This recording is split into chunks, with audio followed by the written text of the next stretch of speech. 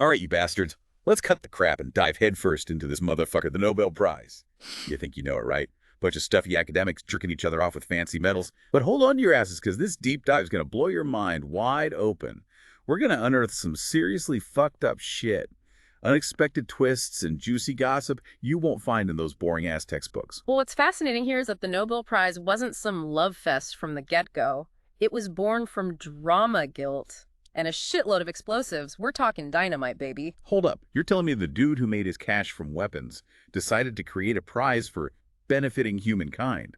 Sounds like some serious bullshit to me. What kind of PR stunt was this guy trying to pull? It's pretty ironic, right? Alfred Nobel, the guy who made a fortune blowing shit up, was also the brains behind this whole prize thing. So basically this whole Nobel Prize thing was just a way for this dude to wash away the blood on his hands. Classic rich guy guilt trip. Right. But let's be real. It all starts with money, right? Where the hell did he get the cash to fund this whole operation? Was it all from blowing shit up, or is there more to the story? Well, the prizes were initially financed by Nobel's personal fortune, which he made in part from his investments in the Azerbaijan oil business. That's right. The money for peace prizes and humanitarian awards was coming from oil way back in the day. The first awards were handed out in 1901, and they covered physics, chemistry, medicine, literature, and peace. The usual suspects. Oil money, huh? Figures. But let's talk about these awards. Was everyone happy about this whole Nobel Prize thing? I mean, giving out fancy awards to foreigners, someone had to be pissed off about that, right? You're absolutely right. Not everyone was thrilled about this whole international prize-giving thing, especially King Oscar II of Sweden. He wasn't a fan of the idea of foreigners getting their hands on these prestigious awards. What a douchebag. But, speaking of awards that maybe shouldn't exist, what's the deal with the Nobel Prize in economics? I always thought that one was a bit of a joke. It's true. The Economics Prize was a late addition to the lineup. It wasn't part of Nobel's original will and was only established in 1969, funded by Sweden's central bank. A lot of people think it tarnishes the other prizes, like adding a participation trophy to the Olympics. Exactly. It's like those best attendance awards we all got in elementary school. Yeah. Okay, so let's get into the real juicy stuff. How does one become a Nobel laureate? Is it all about being a genius, or is there more to it? Spill the beans, man. Well, the whole nomination process is shrouded in secrecy. Thousands of people get those secret nomination forms. Academics, previous winners, even politicians. Imagine the egos. And to make things even juicier, the records are sealed for 50 years. Talk about some seriously buried dirt. 50 years? What the fuck? There must be some wild shit hidden in those archives. Bribery, backstabbing, maybe even some good old-fashioned blackmail. I bet those nomination forms could tell some seriously fucked up stories. But let's get back to the winners. Can you imagine getting this prestigious award and then being told you can't accept it? What kind of bullshit is that? That's exactly what happened to 3 German laureates in the 1930s. Hitler himself forbade them from accepting the prize. Talk about being cock-blocked by a dictator. And get this, 2 winners actually refused the award. Jean-Paul Sartre, the French philosopher, and Léopold, one of the negotiators of the Vietnam War ceasefire. Wait a minute, are you telling me that someone actually turned down a Nobel Prize? Were they already swimming in cash, or did they just really hate those fancy medals? Who the hell refuses a Nobel Prize? Sartre thought that accepting the prize would make him some kind of institution, and he didn't want to be tied down like that. And Léopold, he flat out said that there was no real peace in Vietnam, so the prize was a load of crap. Talk about a slap in the face to the Nobel Committee. Damn, those guys had some serious balls. It makes you wonder if there's some kind of Nobel Prize curse. I mean, I was winning the award and then kicking the bucket before you even get to collect it. It's happened a few times. Talk about bad timing. One scientist died just days before the award ceremony. So yeah, maybe there's a curse lurking somewhere in those shiny medals. But even if you manage to stay alive long enough to receive your prize, there's still a chance you'll end up embroiled in controversy. The Nobel Prize has seen its fair share of drama queens, and we're talking shitstorms of epic proportions. Oh, I bet. So tell me, who are the biggest Nobel Prize drama queens? Spill the tea. Who pissed off the most people? Give me the dirt. Oh, one of the biggest shitstorms was Henry Kissinger winning the Peace Prize in 1973. 2 committee members actually quit in protest. Kissinger, the guy who bombed the shit out of Cambodia. Yeah. That sounds about right. Giving that warmonger a Peace Prize, what a fucking joke. Exactly. And then there's Yasser Arafat sharing the Peace Prize in '94. Was he a peacemaker or a terrorist? People are still arguing about that one. Talk about a controversial pick. But let's not forget, Obama winning the Peace Prize. after only 11 days in office. Even he thought that was ridiculous. It's like they were giving him an award for potential, which is pretty much the opposite of what the Nobel Prize is supposed to be about. It makes you wonder if they're just throwing darts at a board with names on it. Right. I mean, how do these people even decide who deserves a Nobel Prize? Isn't that whole benefiting humankind thing a bit subjective? One person's hero is another person's villain, right? Absolutely. And it gets even more complicated when you look at some of the actual discoveries and inventions that have won. Take Fritz Haber, for example. He won the chemistry prize in 1918 for inventing a process to synthesize ammonia. Ammonia. Isn't that the shit that makes you gag when you clean the bathroom? What's so special about that? Well, yeah, it's the stuff in bathroom cleaner, but it's also a key ingredient in fertilizer. Haber's invention revolutionized agriculture and helped feed billions of people. It's considered one of the most important discoveries of the 20th century. Okay, I see your point. Yeah. But isn't there a downside to this whole ammonia miracle? Didn't it also have some pretty fucked up consequences? You're damn right it did. That same process used to make fertilizer can also be used to make explosives. And guess what? Haber was a huge supporter of using chemical weapons during World War I. He even supervised their deployment on the battlefield. Holy shit, that's dark. So this Nobel Prize winner helped create weapons that killed millions of people. It's the messed up reality of scientific progress.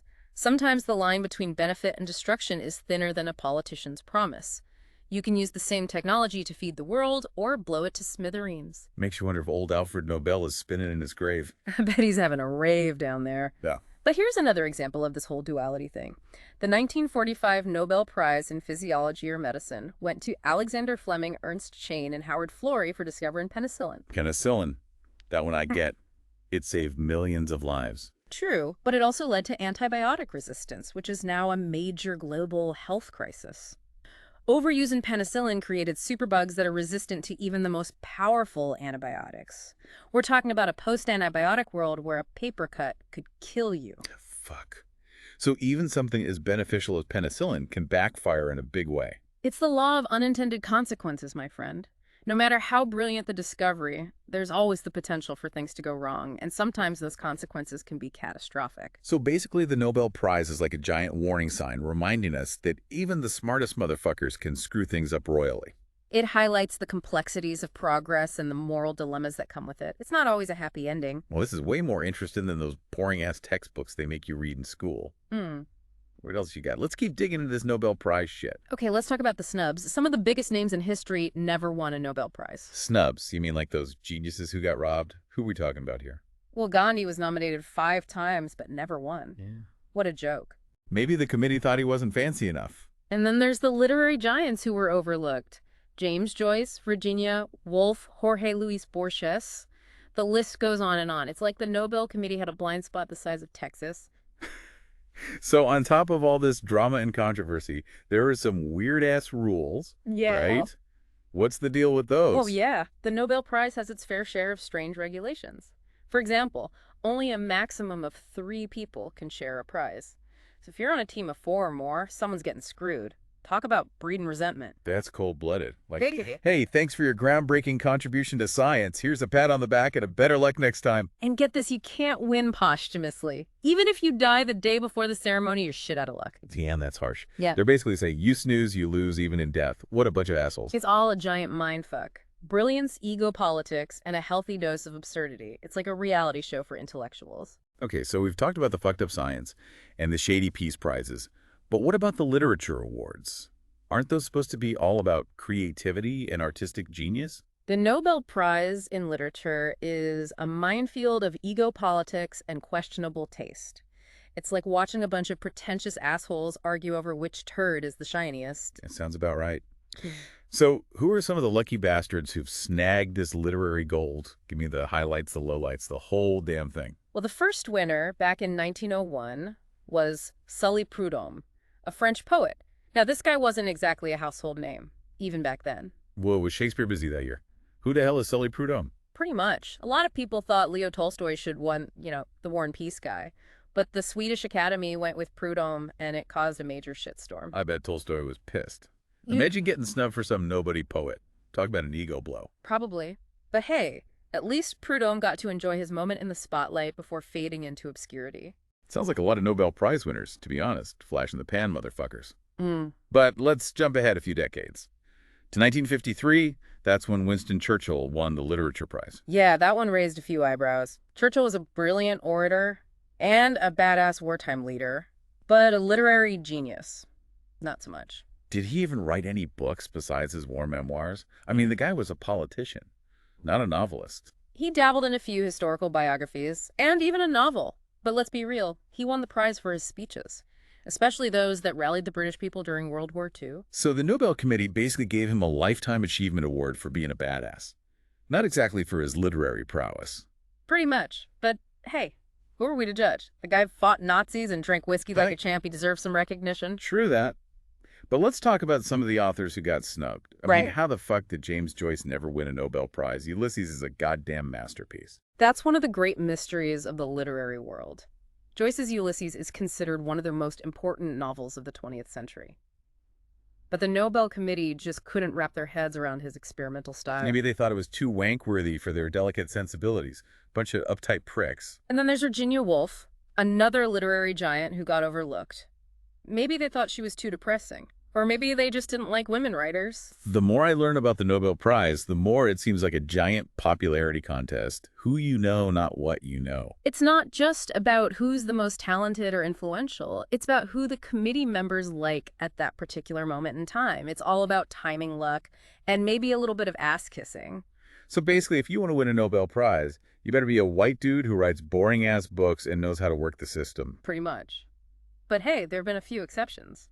Toni Morrison won in '93, and she's a goddamn literary icon. Yeah, and Gabriel Garcia Marquez won in '82 for his magical realism masterpiece, 100 Years of Solitude. That shit's a mind-bending trip. So it's not impossible for outsiders to break through, but it's definitely an uphill battle. And let's not forget about Bob Dylan winning the Nobel Prize in Literature in 2016. That shit really blew up the internet. Yeah, that was a controversial one. Some people thought it was a brilliant choice, recognizing the poetry in his lyrics. Others thought it was a slap in the face to traditional literature. Personally, I think it's cool that they're expanding the definition of what constitutes literature. But hey, that's just me. The whole thing just goes to show that the Nobel Prize is a constantly evolving beast, full of surprises, controversies, and occasional moments of genuine brilliance. Yeah. And it's a reminder that art, like science, is subjective as fuck. Yeah. What one person considers a masterpiece, another might dismiss as pretentious bullshit. And who are we to say who's right? Exactly. The beauty of art is that it's open to interpretation. So whether you agree with the Nobel Committee's choices or not, there's no denying that the Nobel Prize in Literature has sparked countless conversations and debates about the nature of art and its role in society. And at the end of the day, that's what matters the most. It's about provoking thought, challenging assumptions, and expanding our understanding of the human experience. So there you have it, folks. The Nobel Prize, a total mindfuck of brilliance, bullshit, and everything in between. It's a celebration of human achievement, but also a stark reminder of our flaws and contradictions. Right. Makes you think, huh? We've only scratched the surface here. So go down that rabbit hole yourselves. This is just the beginning, you beautiful bastards. Go forth and question everything. Peace out.